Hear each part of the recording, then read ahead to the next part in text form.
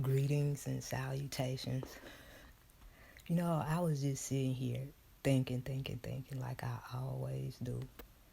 And I was like, a whole lot of stuff in my life. I'm not talking about y'all. I'm not talking about y'all. I don't know who's watching. I don't know who this message will get to. But what got to me was, I was like, a whole lot of stuff that I thought I couldn't do and was afraid to do wasn't, you know, I guess pretty enough or smart enough or, wasn't enough for. I thought I wasn't enough for. I just started doing this. I just started doing this recording, doing these recordings. And I'm thinking about, I forgot her name, Sandra Bland. She was like, this phone is something crazy. You can reach more people through your phone. You can get more people through your phone, through your recordings, putting your thoughts on out there. And I said, well, what I want to do is become a public speaker. And then I said to myself, well, why do you want to become a public speaker? What you have to say to people, that's, that nobody else said. And I was like, but nobody else is me. I brush my teeth too, though, by the way. I like the way they shine. But anyways, lightening and, whitening up. But anyways, I was like, who would want to hear me? And I'm not smart enough. I haven't traveled the world. I haven't been anywhere but Memphis for the most part. So who would want to hear me? But somebody else out there just like me that want to hear me, that need to hear me. Somebody out there said to themselves, I can't do this. I don't know how to deal with money. I don't know how to deal with people. I don't know how to deal with my wife. I don't know how to deal with my husband. I don't know how to deal with my children. I don't know. And I don't have a husband, a wife, or children. So this me saying to myself, I don't know the feeling. I don't know the feeling of having children. I don't know how, I don't know what that is, what that means. But then I heard this guy say, he said, after I had my firstborn, he was like, I saw my heart out there. I saw me out there. And I was like, well, I don't I don't have children. I don't have like anyone out there that will represent me. But me, I'm not trying to have children. And to praise God, or if y'all believe in God, for those that have children. I never wanted children. Maybe that's one of the reasons why I'm gay. Maybe that's one of the reasons why.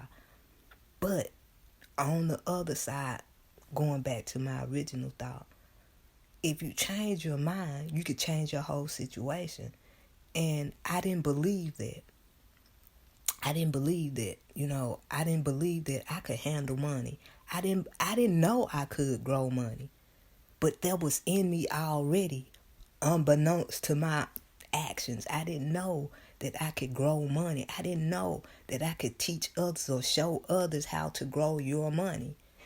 And I was like, I'm not a public speaker, but I can speak. I feel like I try to be inspirational. I try to tell the truth. I don't try to go far and beyond what I know, and it can be done. So I look at black folk and I was like, man, we are the best creations on earth. I'm just going to be honest. It's like everything that we went through from 1619 up into 2020, 400 years. everything that we went through, we've been through, that they put us through, that we sometimes put us through. Let me just be honest about it. That we sometimes put us through. I was like, but we still great. We still here. They cannot get rid of us. They can't get rid of us. I was like, why so? You know?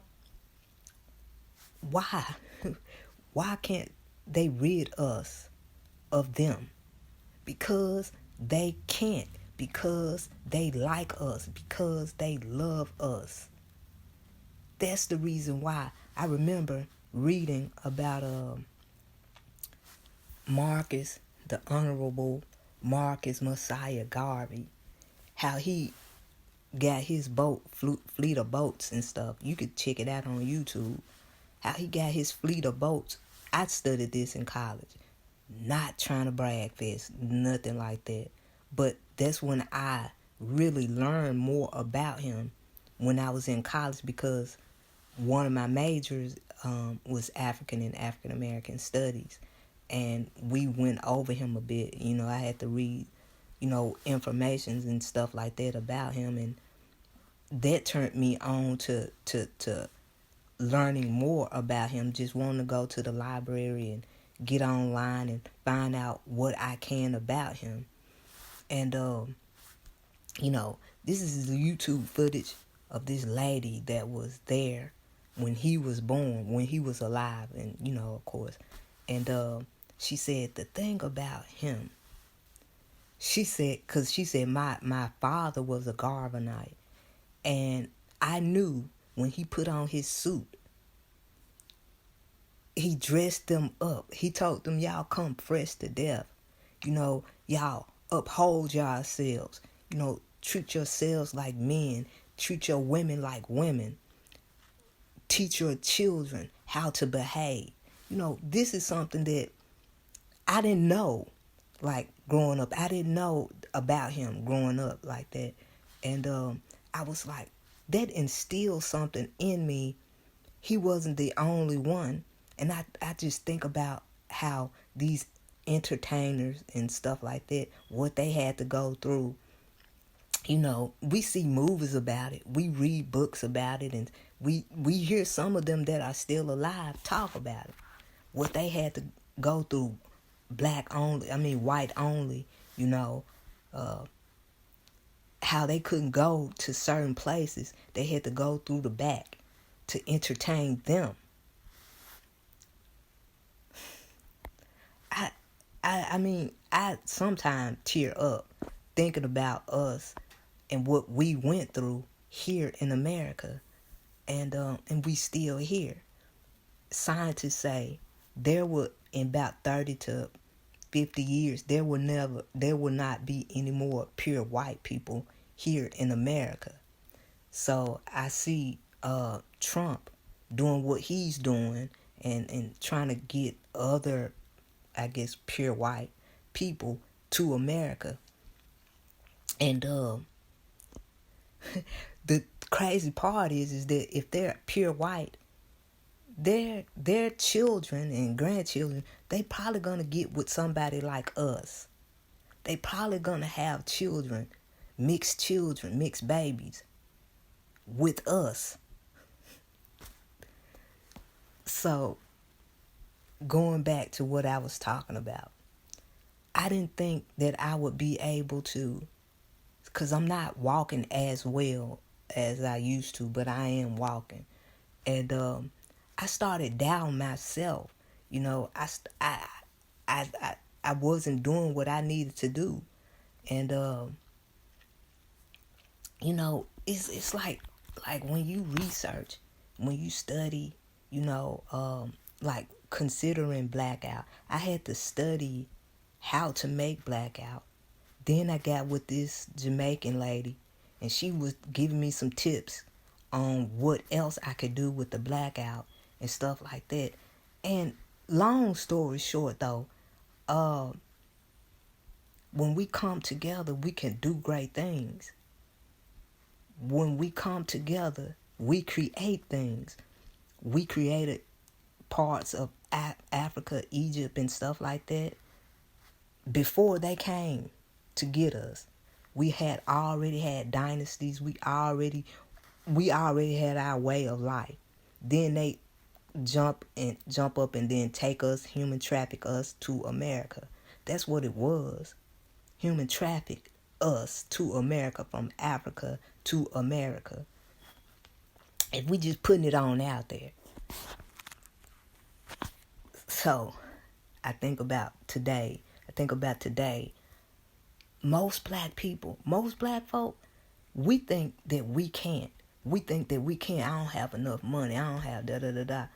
But you go to church, and I'm bringing up the church again. You go to church and you pay your tithe and offering. The church, black church, raised $420 billion with a B dollars. And I was like, how did that happen?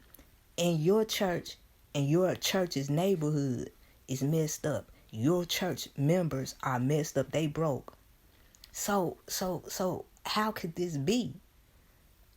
I'm speaking out. I'm speaking out against it. I'm speaking out against the church. I'm speaking out against these greedy ass pastors. I'm speaking out against these church folk. I'm speaking out against them because what they doing? What are they doing? I see this Detroit pastor. He bought some houses and is fixing them up in Detroit neighborhoods around the church. And then he's selling the properties or renting the properties out for $500 a month to his church members or whomever wants to get a house from him. Like, that's dope right there. That's dope. He's empowering them. $500 a month? You can't beat that.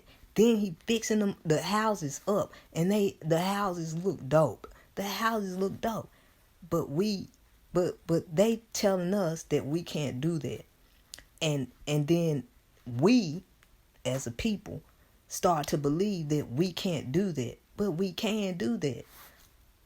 I thought that I could not do public speaking. I don't have enough words. I'm not smart enough. I'm not this enough. I'm not pretty enough. Or you know what I'm saying? People don't like me, or some might not like me. You know, I'm a little bit afraid. I don't know any other public speak. Whatever. I doubted myself. But then I changed my mind. I started to gain strength. I started to gain knowledge. I started to do things differently. Because when you change your mind, you do things differently. You don't do the same things over and over and over again, thinking that it's going to be a different result. It's not. It's going to be the same result that you've been getting for 400 years. So, that being said, I was like, I can do this. I can do this. People want to hear me. People want to be encouraged. People want to know that they are. People want to know that they can do. And it's not through a sky daddy. It's not through a sky daddy. I really, that's the worst thing that black people could have done, was get into a church. But then I thought about it, changed mine. If you can get black people sitting down, listening to a person or looking at whatever is going on at your church or whatever, if you can get them to give money freely, go reach into their purses and wallets and stuff, if you can get that to, how come your church folk not empowered? See, and then I was thinking about this because I never really used the word empowerment or empowered. I never really used that word. Yeah, I know the word, but what does that mean? You have to put that into place. You have to empower yourself first and then empower others. So I'm sitting back. I'm empowered. I didn't know I was empowered. You didn't know you was empowered, but you probably just saying, I'm just a mechanic. Only thing I do is work on cars. Okay. But you're not just a mechanic. You're not just a mechanic. You are a people person. You are a people help me. You are. You are. I don't do shit but braid hair. I don't do shit but cut hair. Well, you are a people person. You are needed. Why do you think you're doing what you're doing? Because it's needed. Y'all get what I'm saying? It's needed. Some people will say, well, God gave you that gift. Okay, but it came from your parents. I got into money and did not know my dad was into money like that. I just thought he was a Navy guy. I thought he was just a Navy guy. I'm talking the way I talk because my mom talked the way I talk. I heard it from her. I get the encouragement from her. I didn't know I would be this way, but they knew.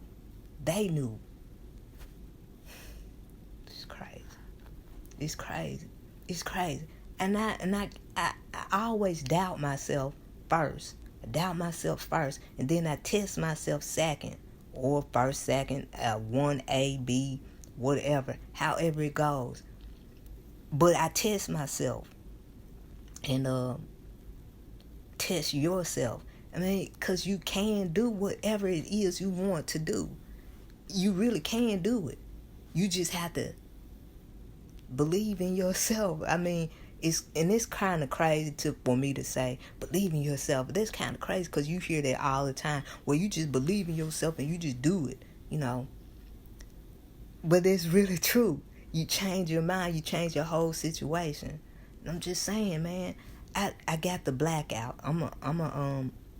Once I send my sister stuff off, I'm gonna start selling it and start back selling it.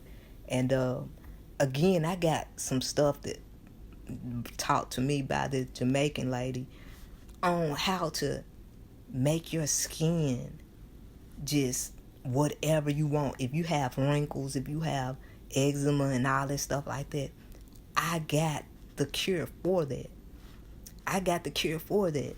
If you had a baby and you got stretch marks and stuff like that, I got the cure for that will fade those wrinkles and tighten your skin. Look at my skin. My skin's so tight right now. And I haven't even really used it in a couple of days. I just brushed my teeth today with the blackout. Great. But anyways, man, yes you can.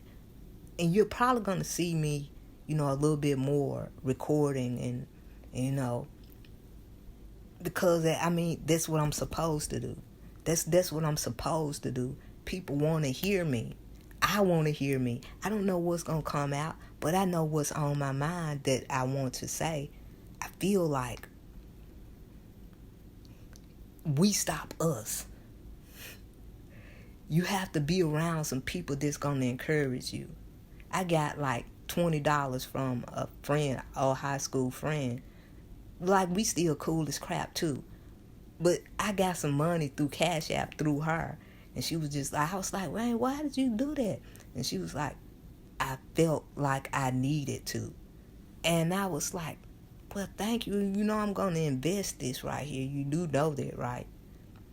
So once this blackout just pop off like I really see, I already know it will. And it's cheaper than Proactivia, whatever, Activia and all this stuff like that. All this stuff I see in the stores. I'm like, they don't work like this though. This is all natural. You can pronounce all the ingredients and stuff. You know what I'm saying? Like you can pronounce them. And I was like, and I look at Activia and they charging like $19, $20 or whatever. And I was like, but you can get some blackout for $5 to $10. It's crazy. Just depending on the size, really. That's all it really is. Depending on the size. And then with blackout, you put it in the refrigerator because it's honestly living product. It's living product. So you put it in the refrigerator for it to last longer. You can also put it in, you can freeze some, you can sell some. You see what I'm saying? Like, I'm hooking this up for us. Why? I studied a little bit about Madam C.J. Walker. Madam C.J. Walker took it to the church. She empowered black females to get your hair and your face and all this stuff on beauty, because black women were told that they were not beautiful. Netflix is about to, I forgot the date, but it's gonna be in next month sometime, doing a whole little movie on Madam C.J. Walker, and I'm so excited to see that, because when I look in our history, we have some great people. We have some bum people. I was looking at Sammy Davis Jr. and he loved white women. White women loved him too. And I was like, because you have all this interracial stuff going on. And I was like, I thought about KRS-One back in the 80s. He was like on Rap City or something like that. They interviewed him. He said, man, I'm going to tell you this. We're going to get them through our music. 30 years later, we got them through our music. I never thought hip-hop would make it this far. Is that Biggie right there? I never knew hip-hop would take it this far. Or make it this far. Forgot like the lyric to it, but it's something like that. Either one of them is really still great. Y'all be peace.